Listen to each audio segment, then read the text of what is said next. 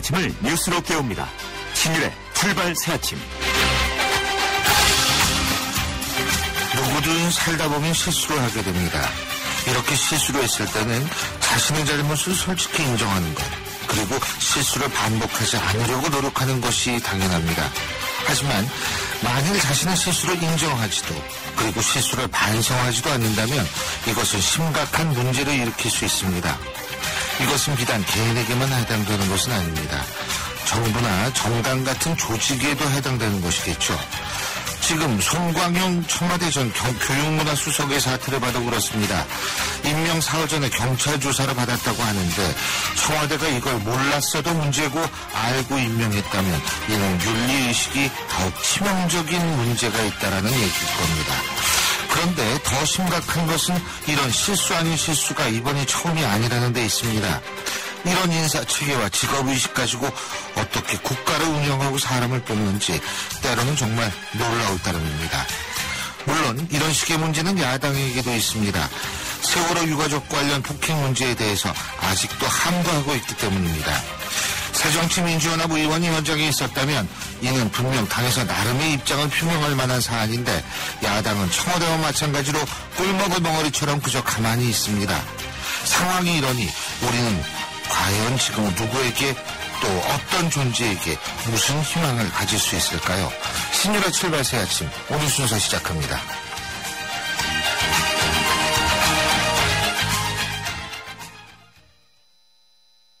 디자이너 카림 라시드입니다. 10월 동탄 이 신도시에서 혁신의 리더 반도건설과 컬처 프로젝트를 선보입니다. 쇼핑에서 문화까지 동탄 이 신도시의 시범단지를 대표할 신개념 스트리트몰 카림 에비뉴 동탄. 새로운 동탄 신도시를 기대하십시오. 문의 1800-0177. 사장님들, 가게에서 전화 쓰랴 인터넷 쓰랴 카드 결제 시스템 쓰랴 요금 부담 많이 되셨죠? 그래서 올레 소호 성공팩은 이 모든 걸 월 2만원에 지금 신청하세요. 우리 가게 성공 비결 올레 소호 성공팩. 가입리 복권 없이 100번 부가세 별도 올레. 뉴스를 읽어드립니다. 뉴스를 보여드립니다. 뉴스를 들려드립니다. 최영일의 뉴스 매거진. 오늘 아침도 뉴스 정리해보면서 출발해보고 있습니다. 최영일 시사평론가 나와 계십니다. 어서 오십시오. 안녕하세요. 예, 안녕하세요. 자, 이 카피가 중요하다고. 이거 누가 카피하면 안 돼요, 이거. 그렇죠. 예, 그죠? 예. 오늘 카피는 동물이 등장하는데요. 라이언 앤 바. 이 바는 다른 말로 와일드 멧돼지. 피그. 그죠? 네. 야생돼지, 멧돼지 또는 산돼지인데요. 이거 명예훼손 아닙니다. 왜냐하면 문희상 새정치민주연합 비대위원장이 스스로를 그렇게 부르셨어요. 예. 이 라이언은 7.14 전대에서 서청원 후보를 꺾고 당권을 잡았을 때 김무성 대표 모습이 포효하는 사자 같았다. 여기서 연상을 한 건데요. 예. 어제 오후 4시 여당 대표와 야당 비대위원장의 만남, 사자와 멧돼지의 만남이 있었습니다. 근데 만나는 건 중요하죠. 근데 알맹이는 없었죠. 네. 기자들이 둘러싼 가운데 덕담이 어마무시했습니다. 처음에 김무성 이 대표의 경우에는 짧게 문희상 비대위원장이 존경하는 선배로 의회주의자다 이런 정도 덕담을 했는데요. 네. 이 문희상 비대위원장은 난을 보내준 게 너무 고맙다 이렇게 시작을 해서 자신이 야당 대표로 있을 때 만났던 여당 대표는 대통령이 되더라 이런 덕담을 했어요. 진짜 어마무시하네. 네. 처음을 이렇게 날리니까 그 다음에 깨알 같은 이야기가 이제 붙었는데요. 이 YS와 DJ 시절로 거슬러 올라가서 이 상도동계 동교동계 그러니까 동지였다 한때는 이런 걸 이제 강조하면서 결국은 이 국회가 국민을 위해 일해야 한다 하는 원론까지 강조가 됐는데요. 뭐 두 분 모두 상견례이자 수인사 정도 나누는 자리다 했지만 20분 동안 비공개 대화를 나눴는데 발표한 두 가지 내용은 뭐 간단합니다. 뭡니까? 네, 첫 번째는 정치를 복원하고 국회를 빨리 열어야 한다. 예. 당연한 얘기죠. 두 번째는 이 국회 일정, 세월호 특별법 관련해서는 양당 원내대표 간 대화를 재개하도록 촉구한다. 네. 요게 답니다. 이건 뭐 국민들이 그동안 몇 개월 동안 해온 얘기를. 너무 지나가시는 네. 얘기. 서로에게 덕담하는 그 규모에 비하면 좀 그러네요. 그렇죠. 지켜봐야 될 것 같습니다. 이게 그럴 수밖에 없는 것이 자, 김무성 대표는 분명히 세월호 특별법 문제에 관해서는 이 행동의 반경에 제약이 있을 수밖에 없어요. 그렇죠. 대통령이 이랬으니까. 그렇습니다. 그러고 뭐 우리가 다 잘 알다시피 문희상 비대위원장 같은 경우에도 유가족의 뜻을 따르는 아니 근데 그렇죠. 어제 어디 뉴스를 보니까 문희상 비대위원장이 취임하고 김영호 씨한테 전화를 한 모양이에요. 네, 맞아요. 그 얘기 소식 전해졌었죠. 아니 그런 상황인데 두 사람이 그럼 두 사람한테 우리가 무슨 자율성을 갖고 무슨 타협을 할 거라고 기대할 수가 있을까요? 그런데 이제 저는 조금 이제 변화의 관측을 해보는 것이 어제 오전에 또 야당 비대위 첫 모임이 있었는데요. 예. 그 분위기에서 문재인 의원도 다소 전향적인 태도였다라는 전언이 있었고요. 예. 새로운 여야 협상도 이제 기대해봐야 되는데 이 말씀하신 대로 여의도 대리기사 음주 폭행 무의 세월호 가족 대책위 임원들 총사퇴했죠. 예. 새로 이제 어제 또 구성이 됐는데 예. 전명선 위원장은 이제 강성 입장으로 전해지고 있습니다. 그런데 이 3자 간 접점을 찾는다면 문희상 비대위원장은 그동안 야당이 주장했던 유가족의 동의에서 지금 유가족의 양해로 이렇게 조금 바뀌어 있거든요. 그런데 이 부분에 대해서 문재인 의원도 수긍하고 있는 것으로 전해져서 조금 지켜볼 문제고요. 근데 말씀하신 대로 이제 유민 아빠 김영호 씨는 지금 트위터를 통해서 계속 여론전이 이제 벌어지고 있는데 이분은 이제 기소권 수사권에는 변함이 없다. 이런 입장을 또 어제 밝히기도 했습니다. 그 모든 것이 제도와 대표성이 중요합니다. 그렇죠. 그러니까 새로운 지도부가 세월호 유가족들이 새로운 지도부를 구성했다는 것이 전 물론 어떤 과정을 통해서 지도부가 구성됐는지 모르겠지만 이 지도부가 대표성을 갖는다면 여기와 자꾸 얘기를 해야지 이 지도부 밖에 계신 분하고 얘기를 자꾸 하고 그렇죠. 지도부 밖에 있는 분의 트위터를 읽고 야 이거 어떻게 했으면 좋겠느냐 하는 것도 그렇습니다. 사실은 문제 해결에 썩 도움은 안 될 거라는 생각이 맞습니다. 들어요. 그래서 대리기사 이제 음주 폭행 문제 잠깐 말씀드렸는데요. 좀 핵심에 서 있는 김현 의원 이제 내일에서야 이제 경찰에 출두하겠다는 얘기가 어제 나왔고요. 근데 이제 오늘 좀 중요한 문제는 저는 이 공무원 연금 개혁 문제인 것 같아요. 맞습니다. 지난주에 보면 뭐 창원 시의회에서 안상수 시장에 대해서 계란 투척이 있었고요. 바로 다음 날 이제 국회의원회관에서 당정 협의할 때 전농 회원들이 또 계란과 고춧가루를 뿌리고 그랬는데요.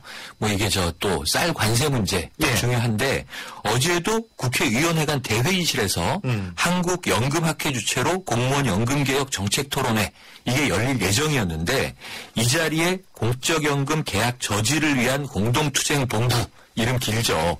줄여서 공투본 이렇게 부릅니다. 이 분들이 난입을 해서 사실 토론회가 열리지 못했고요. 뭐 나성민 의원 등 새누리당 이 주최 측 의원들이 굉장히 이제 곤혹스러워했는데 이 공투본은 어쨌든 50여 개 단체로 구성되어 있습니다.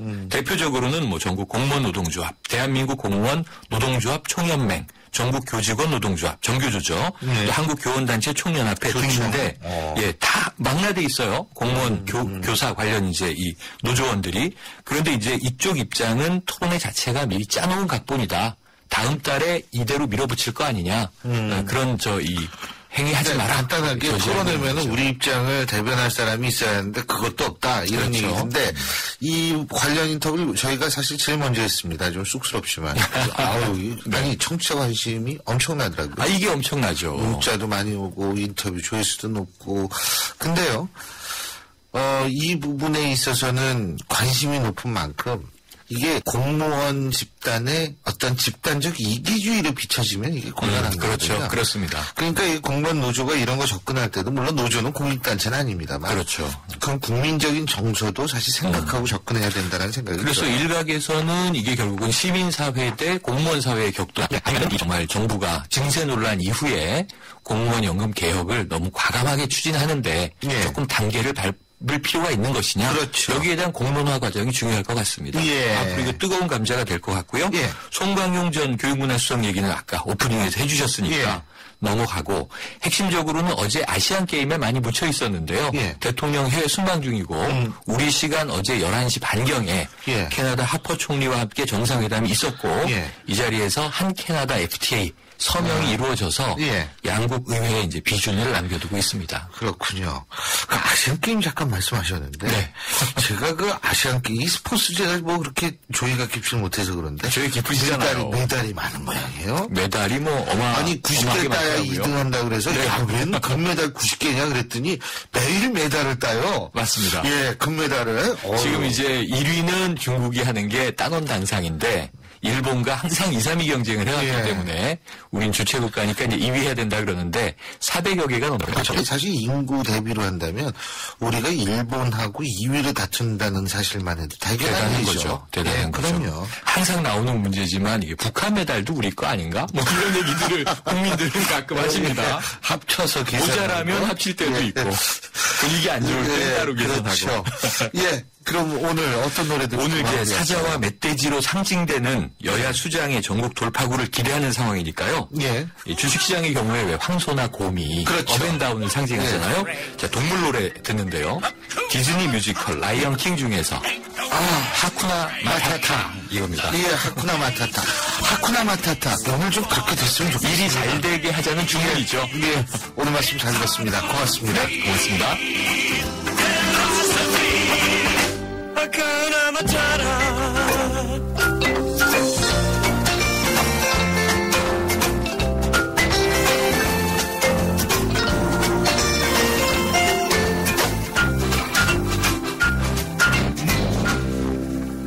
Why, when he was a young warthog. When I was a young warthog. Very nice. Thanks.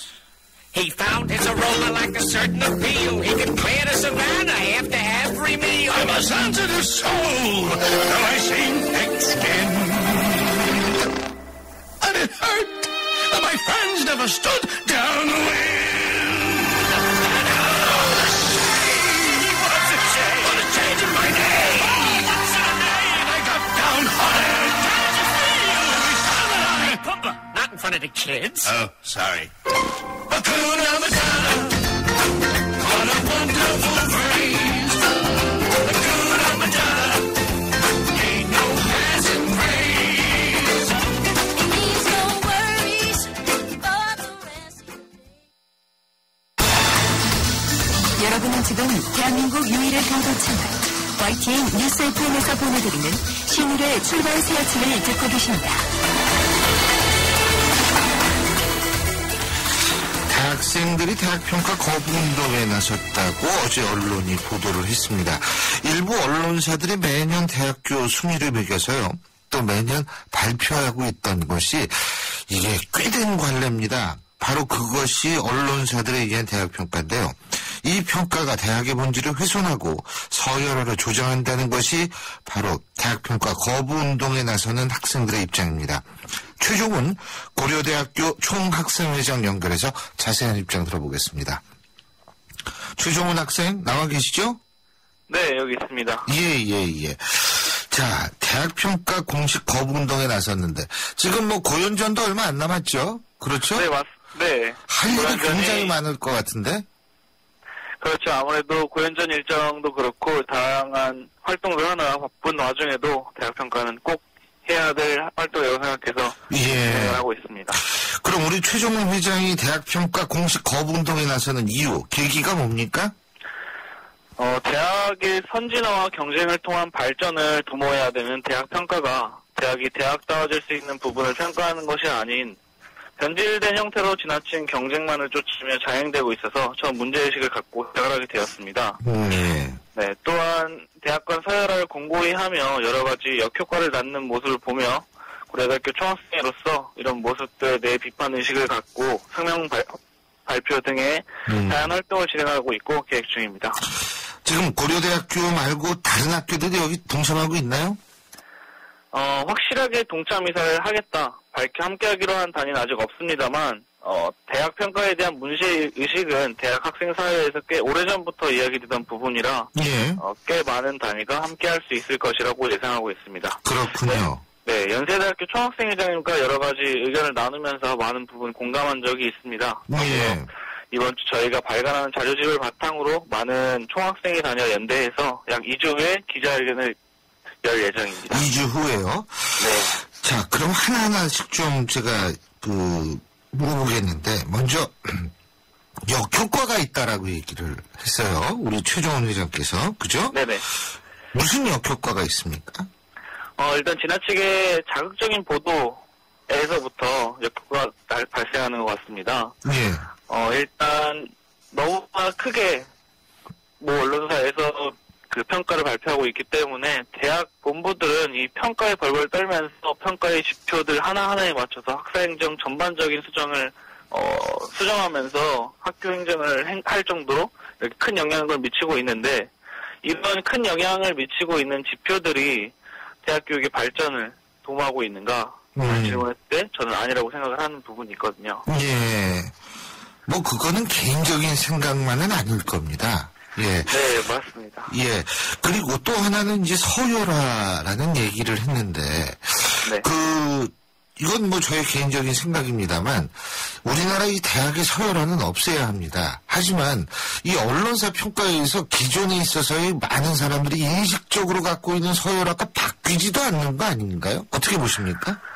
저는 오히려 그 가지고 있는 학벌주의와 서열화를 오히려 더 공고히 하고 있다고 생각을 합니다. 예. 지금 문자가 하나 왔는데 제가 우리 최종훈 학생한테 좀 말씀을 드릴게요. 9714님, 상위권 대학이 아닌 경우 언론사 대학 평가가 학생들의 평가에도 영향을 끼치고 나라에서 지원을 받는데도 큰 영향을 줍니다. 이런 얘기를 했는데, 어쨌든 대학들이 여기 신경을 진짜 많이 쓰고 있는 것은 사실이에요. 예. 네네. 그래서 정말, 이 여러 가지 좀 대학의 구성원들, 제가 지금 대학교에 있는데, 네. 교수 입장에서도, 좀 그런 생각이 들 때가 많거든요. 이걸 쫓아가야 되는지. 그런 생각이 들 때가 있는데, 또 하나, 고려대학교 같은 경우에는 8개 학과가 최상위 등급을 받았다고 그러네요. 지난번에. 그죠? 네, 맞습니다. 그러면 이건 고려대학교 입장에서 볼 땐 좋은 거 아니에요? 사실, 여과 없이 대학평가를 받아들이시는, 당연하게 생각하시는 분들의 입장에서는 그렇게 생각하실 수도 있을 것 같아요. 하지만, 이게 마냥 좋은 것으로 받아들일까에 대한 고민을 했을 때 저희는 그것이 아니라고 생각을 했고, 이 부분에서는 사실 저희 학교가 올해 좋은 평가를 받았기 때문에 저희가 이렇게 대학 평가를 거부하는 것에 대해서는 굉장히 유리한 상황이 되었다고 생각을 합니다. 오히려 등급을 좋게 받아서. 그렇죠. 네, 자칫 잘못하면 대학 순위가 낮아서 거부한다는 오해를 불러일으킬 수도 있다고 생각을 했거든요. 예. 하지만 그렇지 않았기 때문에 저희가 말하고자 하는 가치가 학우분들, 더 나아가서는 대중분들에게 더욱더 와닿을 수 있다고 판단을 했습니다. 알겠습니다. 그리고 사실 이제 취업률이 여기 포함이 되나요? 네, 취업률이 사회 진출도의 100%를 차지하고 있습니다. 예. 사회 진출도. 그런데 지금 각 대학이 사실 취업률에 목매고 있거든요. 그렇죠. 그거는 비단 언론사 평가뿐만이 아니고 교육부에서도 상당히 중요한 지표로 활용을 하고 있기 때문에. 그죠? 네. 그런데, 이것이 사실 대학의 노력만 가지고 될 수 있는 문제냐. 이게 사회 구조적 문제도 사실 있는 거거든요. 예? 그렇죠. 예. 그런데 실제 학생들도 굉장히, 자신들이 일단 노력을 할 거 아니에요. 어느 정도 노력을 하고 있는지 좀 말씀해 주시죠. 실제로 상상보다 훨씬 더 많은 학생들이 취업 스트레스로 학점이나 아니면 여러 가지 영어 점수 같은 스펙 쌓기에 대학생활의 대부분을 사용하시고 계십니다. 네. 실제로 지난 1월에 진행했던 저희 삼성 총장 추천제 마음만 받겠습니다 성명 발표 때 우리의 목소리를 표현해 주시기도 하셨고요. 예. 우리 사회에 대한 고민도 사치로 받아들이시는 학우분들의 모습을 바라볼 때는 이런 현실이 굉장히 안타깝고 그렇습니다. 그리고 사실 말씀해 주셨던 것처럼 이 사회 전반적인 분위기 때문에 취업에 대한 스트레스가 더욱더 가중될 수밖에 없는 현실인데 어떻게 보면 이걸 학생 개인들의 노력 부재로 바라보는 시선들도 있어서 이런 것들에 대해서도 한 번 더 고민해 볼 만한 필요가 있다고 생각을 합니다. 제가요. 네. 어떤 학생한테 제가 한번 들은 얘기인데 어떤 교수가 취업 상담하면서 이런 경우도 있었어요. 군대 졸업한 다음에 가라고. 이거는 사실 교육자라고 보기가 힘들거든요. 네? 네. 근데 학생의 진로를 그걸 그렇게 취업률 때문에 마음대로 한다라는 제가 그걸 경악을 했는데 자, 문자 소개 잠깐만 하겠습니다. 3233님 이런 문자 보내주셨습니다. 교수님 외국의 경우도 대학서열 발표하지 않나요? 어떻게 대학서열이 없을 수 있나요? 이거는 대학마다 상황이 다릅니다. 예를 들면 유럽 대학 같은 경우에는 대학서열 발표를 절대로 하지 않습니다. 왜냐하면 수준이 다 또 비슷하고 대부분이 국립대학입니다. 사립대학이 거의 없거든요. 이런 상태에서는 대학서열 발표를 하지 않는데 문제는 이제 미국입니다. 우리가 미국의 교육의 영향을 많이 받아서 미국 같은 경우에는 이제 그 소위 말해서 이 전공별로 해서 서열을 발표하는 경우가 있는데 사실 이것도 대학 선택이 우리만큼 큰 영향을 미친다라고 저는 생각하지는 않고요. 5107님 대학 평가라는 게 등록금과도 연관이 있는 게 아닌가요? 그렇지는 않은 걸로 알고 있습니다. 2011님 저는 대학로에 연극을 하고 있는데 저 같은 사람은 취업한 사람에 들어가지 않습니다. 정규직만 취업한 학생 명단에 올라가죠. 맞습니다. 그래서 일부 예술 중심 대학들은 지난번 교육부에 있어서의 평가에 굉장히 큰 불이익을 받았어요. 이런 것들을 좀 사실 고쳐야겠죠. 그런데요. 어쨌든 이 대학 평가 바로잡기 캠페인 우리 최종훈 회장께 다시 여쭤보는 건데 그죠? 네. 학생들이 원하는 평가를 제안하는 대학 평가 바로잡기 캠페인 벌의 계획이라고 하는데 이거는 기존의 대학 평가하고 어떻게 다른 겁니까?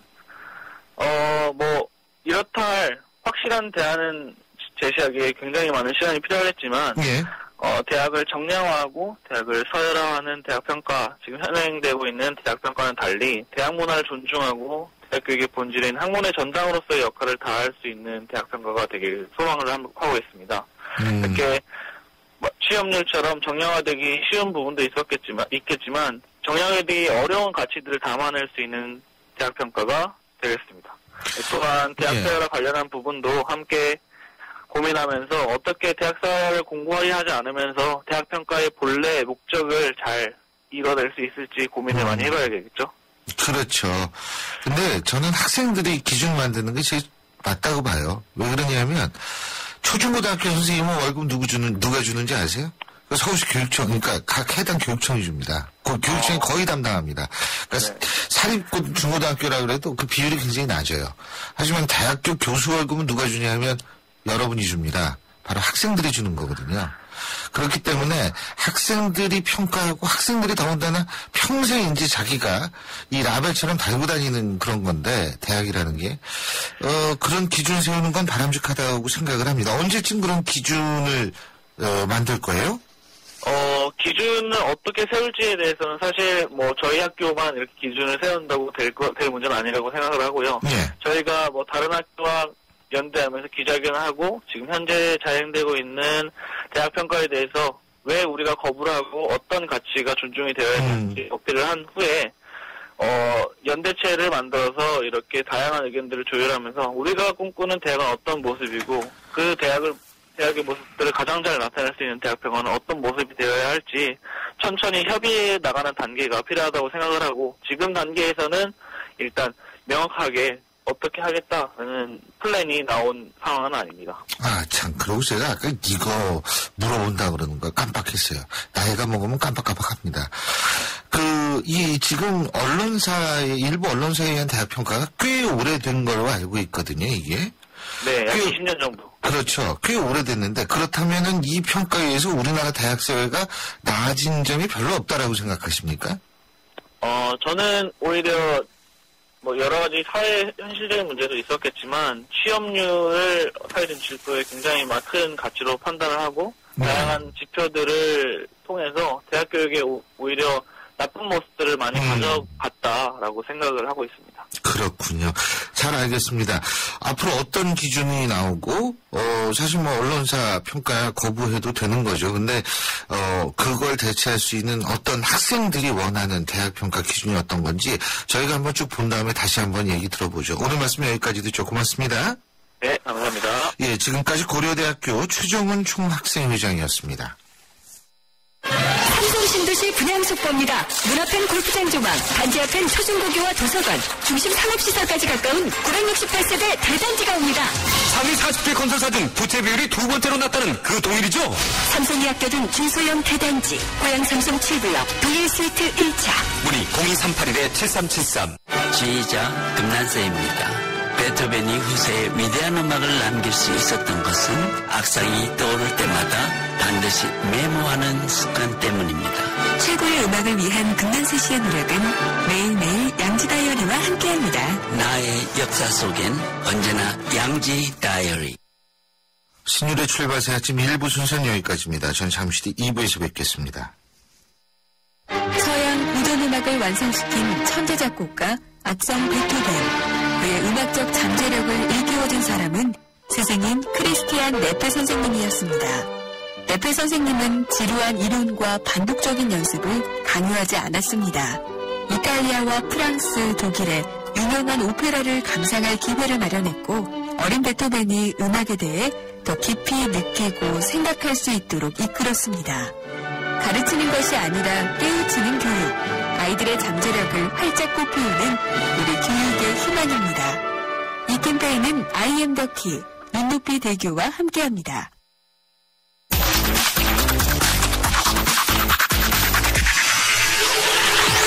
신율 출발 새 아침.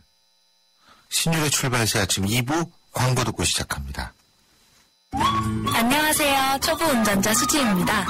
도로는 무섭고 차는 왜 이리 많은지. 엄마야. 그래서 저는 살아있는 친구를 만났어요. 반응형 블랙박스 유라이브. 와, 정말 살아있네. 유라이브. 살아있는 블랙박스 유라이브. 효전이 타이어 공개합이 뭐야? 효전이 얼라이먼트가 뭐야? 언니 타이어도 보험이 있어? 언니 윈터 타이어로 바꾸면 스톤 타이어는? 릴렉스. 그냥 마음까지 맡길 수 있는 T스테이션 가서 스마트 케어 받아봐. 알아서 다 해줘. 한국 타이어. T스테이션.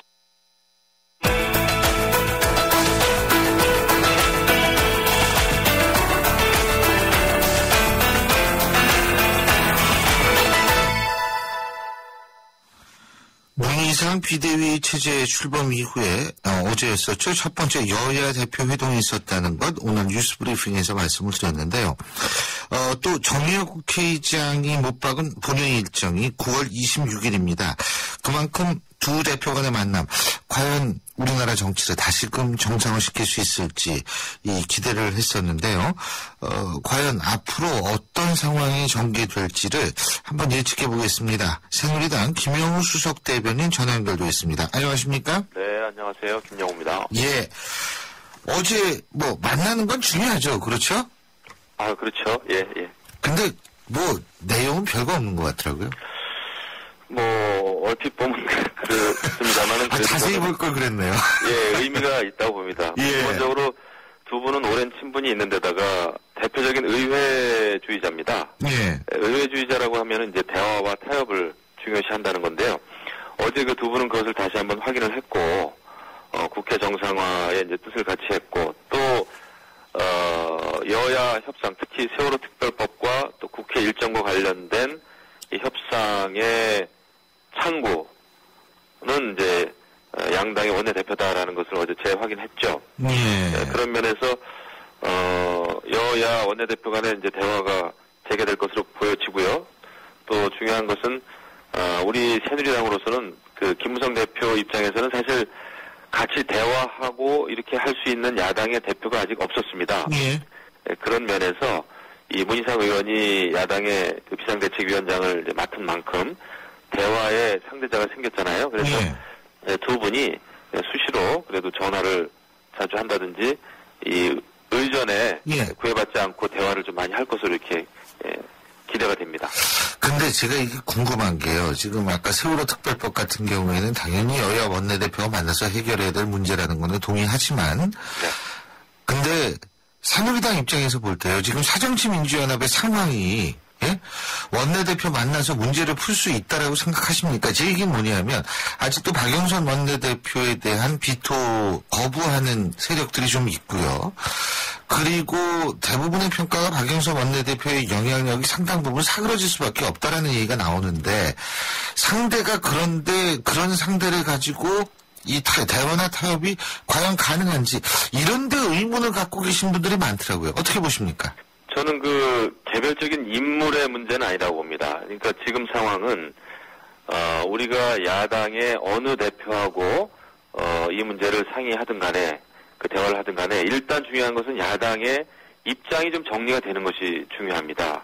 예를 들면은 우리가 세월호 특별법과 관련해서 여야 원내대표든 당대표든 토론을 하고 토론 끝에 협의 또 합의를 한다고 해도 그 합의안이 결국 야당에 돌아가서 추인을 받을 수 있을 것인가가 제일 큰 고민입니다. 저희 당 입장에서는요. 예. 그렇기 때문에 이게 박영선 원내대표든 아니면 문희상 비대위원장이든 이것이 중요한 게 아니라 물론 원내 일정이라든지 지금까지 이제 그 협상의 그 창구였던 박영선 원내대표가 하는 게 맞지만 원내 일이니까요. 하지만은 이게 누구든지 간에 야당 내에서 그것을 추인이 될 수 있겠는가 또 세월호 유가족과 그 뜻을 같이 할 수 있겠는가 그 합의안에 대해서 우리가 두 차례나 지금 합의를 했지만은 그것이 다 폐기되지 않았습니까? 예. 네, 그것이 저희 당의 고민이죠. 그래서 야당이 이제 그런 것을 잘 좀 조정해달라. 이런 그 기본 입장입니다. 그런 것이. 근데 그게 지금 야당 제가 볼 때 내부 사정이 이게 가능하다고 보세요? 저는 그것을 가능하게 만들어야 된다고 봅니다. 아니, 그래야 만든 당위성 말고 현실적으로요. 그래야 협상이 되는 것이죠. 예. 저희가. 그리고요, 사실은 일부에서 또 이런 얘기를 합니다. 무슨 얘기냐면, 김무성 대표 같은 경우에도 이미 청와대에서 수사권 기소권 문제는 확실하게 선을 그은 상태에서는 실제로, 전권을 가지고 세월호 특별법 협상을 하기 힘든 상황이고, 그리고 야당의 문희상 비대위원장 자체도 지금 비대위원들의 얘기, 목소리 들어보면 전부 그 강경한 목소리만 나오거든요. 뭐, 의원직을 걸어서라도 관철을 시켜야 한다, 뭐, 뽐때를 보여줘야 한다, 뭐, 이런 식으로 나오고 있거든요. 더군다나, 세월호 유가족의 양해나 뭐 이런 이걸 구해야 된다 그러고 문희상 비대위원장은 김영호 씨한테 취임 이후에 전화까지 걸고 예? 도와달라고 했다라는 것이 김영호 씨 SNS에 나오는데 다시 말해서 국민들 입장에서 볼 때에는 두 사람이 정권을 갖고 있는 것처럼 보이지 않는다는 의견이 많습니다. 어떻게 보십니까? 네, 지금 전권 말씀을 하셨습니다만은 일단 어제도 확인을 했듯이 이 협상과 관련해서는 이제 여야 원내대표가 하는 게 맞고요. 그리고 저희 당은 지금 답답한 게 제가 보기에는 제 느낌상으로는 세월호 특별법과 관련된 협상 타협은 조금 시간이 걸려 보입니다. 왜냐하면은 수사권 기소권 이런 거 말고도 그 세부 내용을 들여다보면은 정말 산 넘어 산이거든요. 해결해야 될 문제가. 이렇게 봤을 때는 어제도 국회 정상화 얘기가 나왔습니다만은 두 분 간에 국회는 지금 문이 열려 있는데 회의를 하지 않잖아요. 그렇죠. 그래서 다른 법안은 죄가 없지 않습니까? 다른 법안이 그렇죠. 세월호 특별법 때문에 묶여 있을 이유는 없는 거죠. 국민의 입장에서 봤을 때도요. 그래서 국회는 열려야 되고 다른 법안은 뭐 처리해야 되고 상임위도 열려야 됩니다. 그리고 투트랙으로 그리고 이제 세월호 특별법과 관련해서는 여야 원내대표가 좀 꾸준히 그 협상을 해 나가는 것이 저는 답이라고 봅니다. 근데 지금 계속 제일 중요한 게 어떻게 보면 국회 정상화인데 세월호 특별법의 모든 목을 메고 있는 것은 저는 굉장히 안타까운 아주 잘못된 일이다, 잘못된 상황이다 이렇게 생각이 좀 들어요. 그래서 말씀하신 것처럼 여야가 지금 간단한 상황이 아니잖아요. 여러 가지 협의하는 데 있어서. 그래서 그것은 그것대로 우리가 받아들이면서 풀 수 있는 것부터 좀 푸는 게 저는 우리가 가야 될 길이 아닌가 이런 생각을 합니다. 예. 근데 여기서 사실 복병 비슷한 그러니까 의외의 사건이 발생하지 않았습니까? 세월호 유가족들의 대리기사 폭행 사건이요. 어제도 상당히 많은 언론에서 이걸 하루 종일 다루더라고요. 이 문제 어떻게 보십니까? 너무나 사실 안타까운 일이죠. 저희가 세월호 유가족의 슬픔 이런 거에 대해서는 다 동감을 합니다만은 특히 이제 여기는 또 야당 의원님들이 또 개입이 돼 있고 연루가 돼 있지 않습니까? 예. 그 어떻게 보면은 대리기사 폭행 사건의 필미를 제공한 그 여건을 제공한 그런 상황인데요. 그 대리기사라고 하면은 사실 우리 사회 약자 아닙니까? 그 중에 우리라고 볼 수 있죠. 네, 낮이나 밤이나 열심히 살아가는 분인데 그런 대리기사를 그렇게 여러 사람이 폭행했다는 것은 저는 있을 수 없는 일이라고 보고요. 또 특히 거기에 국회의원이 연루됐다면은 그것은 더 없이 있어서는 안 되는 일이다. 그리고 그 해당 의원은 자진 출두해서 그 사실을 밝히는 것이 도리입니다. 그리고 지금 보면은 안행위에도 소속돼 있는 분이시더라고요. 예. 그 안행위라고 하면은 경찰에 대해서 그 감시하고 감독해야 되는 그 국회의 기능을 맡고 있는 상임이거든요. 예.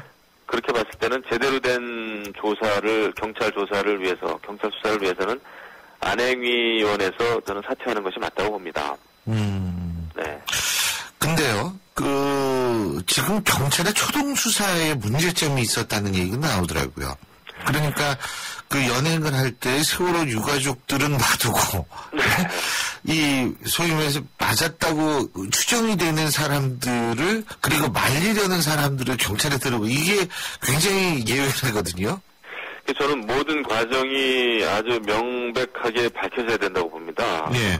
어떻게 이렇게 가해자가 피해자로 둔갑이 되고 피해자가 가해자로 또 이렇게 되고 해서 그래서 그 초동 수사 많은 국민들도 그거에 대해서 굉장히 의구심을 가지고 있더라고요. 더더군다나 그 해당 국회의원에 대해서는 뭐 이렇다 할 조사가 이루어지지 않았어요. 그래서 24일인가 뭐 그 경찰에서 소환을 했다고 합니다만은 그 초동 대응이 굉장히 중요한 거 아니겠습니까? 그러니까 사실 세월호 사건도 초동 대응에 문제가 있었다는 거 아니겠어요? 예. 그래서 우리가 이런 것도 보면은 굉장히 좀 초동 대응을 잘 해야 된다.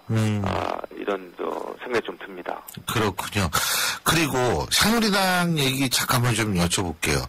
그 보수혁신위원회 이제 꾸리지 않습니까? 그렇죠? 네. 그거 언제 출범하죠? 지금 이제 당내 인사는 그 구성이 완료가 됐는데 그 외부 인사, 당 외 인사들에 대한 인선 작업이 지금 한참 진행 중에 있습니다. 그래서 이것이 아마 이번 주에 좀 마무리가 되면 그래도 다음 주쯤에는 좀 출범할 수 있지 않을까 이런 생각을 좀 해봅니다. 그렇군요. 근데 보수혁신위원회가 이제 출범하기 전부터 좀 이견이 많이 노출되는 것이 뭐냐면 과연 김무성 대표 같은 경우에는 여기는 의결기구가 아니다. 예? 그러니까 여기에서는 안을 만들어서 하면 최고위원회에서 이제 결정을 한다라는 입장이고 김문수 위원장은 좀 다른 입장인 것 같아요. 어떻게 보십니까 이런 이견을? 제가 보니까 두 분이 상의를 많이 하세요. 상의를 많이 하고 계시고 이 구성에서부터 그 권한까지. 근데 기본적으로는 보수혁신특별위원회, 보수혁신위원회가 안을 만들더라도 어떤 안을 만들더라도 그것은 사실 우리 당내에서 의총 또 최고 의결기관인 또 최고회의가 또 있죠. 네. 또 당원 당규와 관련된 거라면 또 전국위원회 뭐 이런 걸 다 열어야 되는데 그렇게 봤을 때는 안을 만들고 그 안을 받아들이냐 안 받아들이냐는 결국은 당의 여러 그 결정 기구가 있기 때문에요. 저는 안을 만드는 거에서는 전권이 있지만은 이것을 채택하고 이것을 실행하는 데 있어서는 또 당이 결정할 문제다. 이런 의견을 가지고 있습니다. 근데 사실은 보수혁신위원회가 진짜 혁신을 하려면 좀 더 많은 권한을 가져야 되는 건 맞는 것 같아요. 예를 들면 네. 국회의원 특권 문제에 지금 집중적으로 제기하고 있지 않습니까? 그런 거에 대해서는 예. 그 제한이 없습니다. 그 특권을 그 내려놓고 그다음에 또 여야의 그 갈등 구조를 해결하기 위한 여러 가지 선거 문제나 또 무슨 공천 문제나 개헌 문제나 이런 것은 어느 것이든지 이 보수혁신위원회에서 만들 수가 있습니다. 하지만 그것을 실행하는 단계는 그렇죠. 또 다른 문제죠. 예. 그러니까 제가 볼 때는 무슨 얘기냐면 예를 들면 보수혁신에서 안을 만들어서 그거를 최고위원회 당연히 올려야겠죠. 제도에 충실해야죠. 네. 근데 올리면은 이게 뭐 예를 들면 뭐 웬만한 적이 없으면은 그거를 자동으로 이 의결해주는 이런 장치도 필요하지 않냐 이래서 여쭤본 거거든요. 이게 그러니까 위상 강화라는 게 제대로 돌아가려면 굉장히 필요한 거 아니겠어요? 예, 그런 뭐 제도를 만드는 건 또 다른 이제 문제인데요. 결정할 수 있는 그 메커니즘을 만드는 거는 시스템을 만드는 건 또 다른 문제인데 지금 그 김무성 대표의 입장, 기본 입장은 어쨌거나 정말 그 당을 바꾸고 정치 문화와 이런 잘못된 관행을 바꾸기 위해서는 그 혁신위가 최선을 다해달라 하는 게 기본 입장입니다. 그리고 또 이 안에는 이 구성원 중에는 이 평소에 당의 또 정치의 혁신을 위해서 목소리를 높여왔던 의원들이 많이 들어가 있습니다. 네. 그렇기 때문에 저는 그 당에서도 당연히 이 혁신위에서 만약에 안을 만든다면은 저는 그것을 실행할 수 있는 그 추진력도 동시에 같이 생길 수 있다고 봅니다. 예. 우리 김 의원님께서도 여기 참여하시죠? 네, 저도 들어가 있어요. 그렇죠. 수석 대변인이시니까 당연히 들어가실 텐데. 근데 가장 시급한 문제, 공감대로 이거는 먼저 고쳐야 된다. 어떤 걸 꼽을 수 있을까요? 저는 아무래도 그 공천 문제라고 봅니다. 공천이요? 예, 우리 김무성 대표도 그런 얘기를 많이 해왔는데 그런 어떤 공천이 아니라 사천 이런 문제가 많이 제기되어 오지 않았습니까 여태까지요? 예. 예, 그렇게 되면은 이 정치인들이 소신 있게 자기의 정치를 하기가 어렵죠. 눈치만 보게 되고 이 정치를 하는 데 있어서 가장 안 좋은 게 눈치 아닙니까? 예. 오히려 국민만 바라보고 또 지역 주민을 위해서 열심히 소신 있게 일을 하는 것이 바른 정치를 하는 지름길이라고 보고요. 그것을 위해서는 제대로 된 공정한 공천 제도가 좀 필요하다 이렇게 생각합니다. 예. 그리고 이제 일반 국민의 입장에서 볼 때에는 여당이 좀 더 솔선수범해서 국회의원 특권 내려놓기 앞장서면 어떨까 이런 얘기들을 많이 하거든요. 그러니까 그중에서 예, 말씀하시죠. 그 특권이라고 하는 말이 이제 많이 있죠. 근데 그 일을 열심히 하고 제대로 할 수 있는 특권은 저는 지켜야 된다고 봅니다. 예. 모든 특권을 그냥 특권이라고 생각해서 내려놓는 것은 일을 안 하겠다고 하는 거하고 똑같아요. 예. 그래서 저는 그것을 잘 구분해서 정말 불필요하고 이것은 일을 위한 특권이 아니다. 그런 것은 당연히 우리가 포기하고 폐기돼야 되는 것이 맞다고 봅니다. 하지만 지역 주민을 위하고 또 소신 있게 정치를 하는 데 필요한 특권은 그 특권이 생긴 이유가 있는 것이죠. 예. 네, 저는 그런 면에서는 굉장히 불필요한 특권은 뭐가 있을까요? 예를 들면? 이거는 이견의 또 여지가 있습니다만은 저는 제 생각에는 예를 들면은 불체포 특권, 면책 특권은 저는 필요하다고 봅니다. 왜냐하면 우리가 업무상에 여러 가지 발언을 할 수 있는데 그것은 어떤 발언을 하더라도 업무상 하는 발언에 대해서는 지켜져야 되죠. 그 자유가. 하지만 이제 불체포 특권 같은 경우에는 조금 생각해볼 여지가 있다고 봅니다. 맞아요. 예, 그런 면에서는 저희가 좀 개혁해야 이것 때문에 계속 방탄국회 논란도 나오고 이러는 건데. 예, 오늘 말씀 여기까지 듣겠습니다. 고맙습니다. 네, 감사합니다. 예, 지금까지 김용무 새누리당 수석 대변인이었습니다.